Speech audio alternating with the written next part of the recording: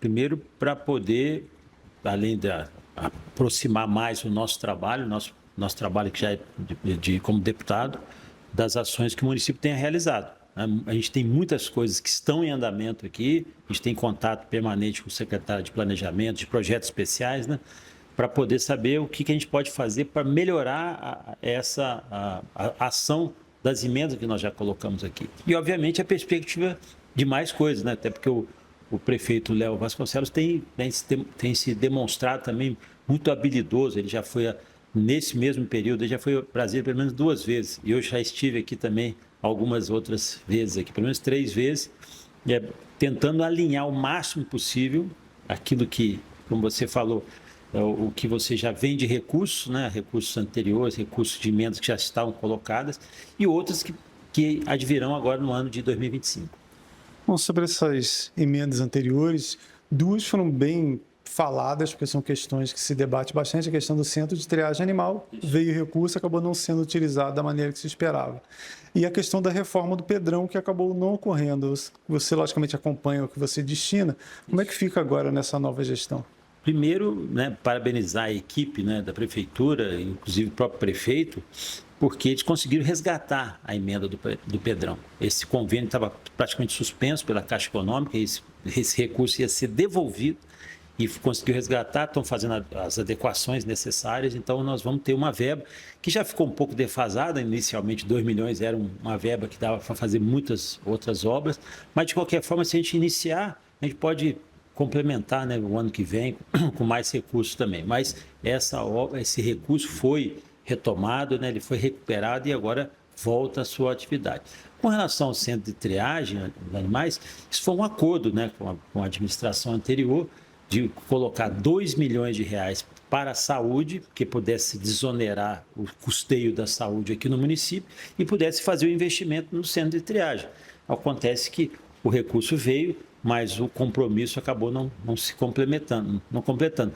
Será? Mas o recurso foi utilizado. Sim, o recurso foi utilizado para a área da saúde e foi a forma que a gente houve o entendimento. Desonerava a questão do custeio da saúde para poder haver o investimento no centro de triagem animal. E o que aconteceu? Nós ficamos com recursos que, como é custeio, a gente não tem como identificar, mas ficamos sem o centro de triagem animal, que a gente vai ter que fazer mais um esforço junto com a nova administração para poder buscar isso novamente. Bom, ainda sobre saúde, você vem acompanhando também a questão do sistema de regulação, que é um tema que se debate bastante aqui em Teresópolis, né? Isso, quer dizer, um dos primeiros debates que eu fui demandado pelo atual prefeito também foi a possibilidade de construção de um hospital municipal, hospital público municipal. É um desafio enorme, né? Eu falo que é um projeto ambicioso, mas é necessário. Eu concordo hoje, falei com o Léo, com o prefeito Léo, porque é importante você ter um posicionamento aqui de um equipamento público, até para poder fazer essa regulação com os demais hospitais que são privados, porque hoje a rede aqui que atende ao município é exclusivamente privada. Então, fazer esse balanço, né, de interesses aqui com um equipamento público e os equipamentos privados é fundamental. Então, vai ser um esforço. Ele já foi lá, a gente fez um esforço de bancada, né, e outros deputados, senadores também colocaram recurso, a gente vai ver se dá o pontapé inicial para essa obra acontecer. E, obviamente, depois que a obra acontece, aí é o acompanhamento, né, a manutenção também. Mas é fundamental. E o que a gente tem visto é que no Sistema Estadual de Regulação, conhecido como SER, né, Sistema Estadual de Regulação, a gente tem pouca transparência.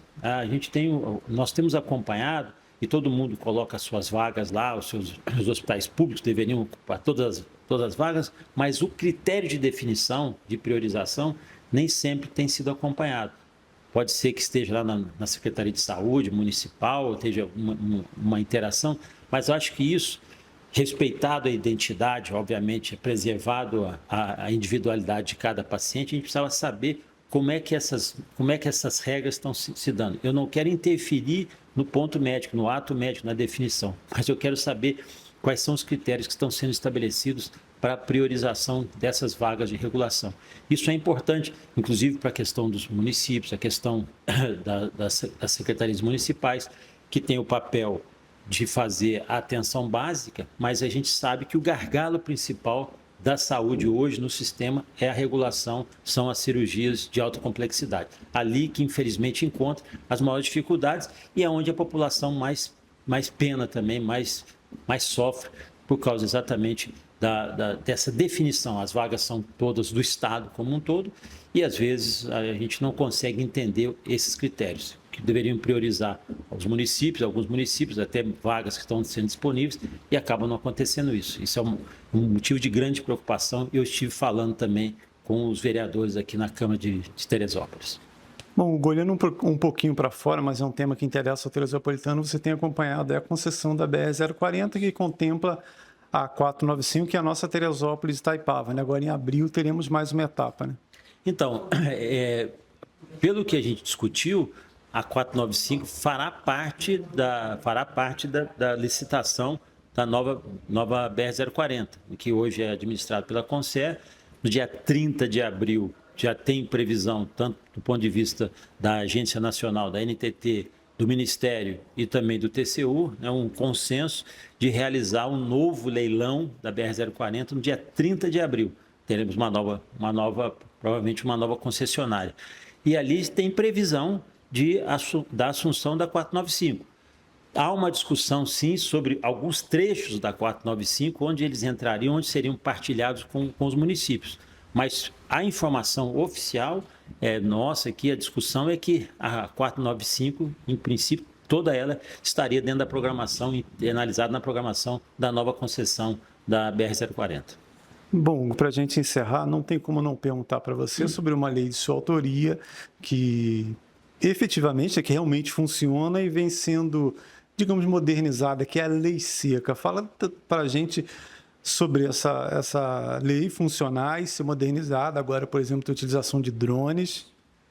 Na realidade, assim, é uma alegria, né? Apesar da Lei Seca vai fazer 17 anos, né? Aliás, o ano que vem ela atinge a maioridade, então a gente tem a expectativa que a conscientização será muito maior do que o próprio marco legal, mas não resta dúvida que a modernização da lei, a atualização dela foi acompanhada também dos próprios sistemas de fiscalização.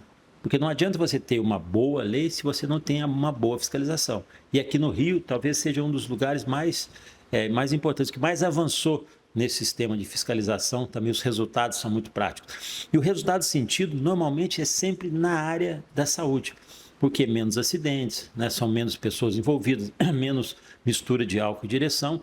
E aí um outro fator que tem acontecido também, que é a mudança de comportamento. Muitos jovens, especialmente jovens e outras pessoas, têm optado por deixar o carro, ou seja, não ter nem carro mais, não ter mais carro, hoje passou de ser um problema exatamente para não ter esse tipo de aborrecimento. Então, acho que tudo isso colaborou para que a gente pudesse chegar nesse momento, né, 17 anos depois, ela ativa, importante, porque mais do que uma mudança legislativa, ela foi uma mudança de comportamento e é uma mudança também de cabeça, de conscientização. Então, eu fico feliz que ela continue aí dando os frutos, e os frutos são sempre recebidos pela sociedade com a redução do número de acidentes e menos irresponsabilidade no trânsito.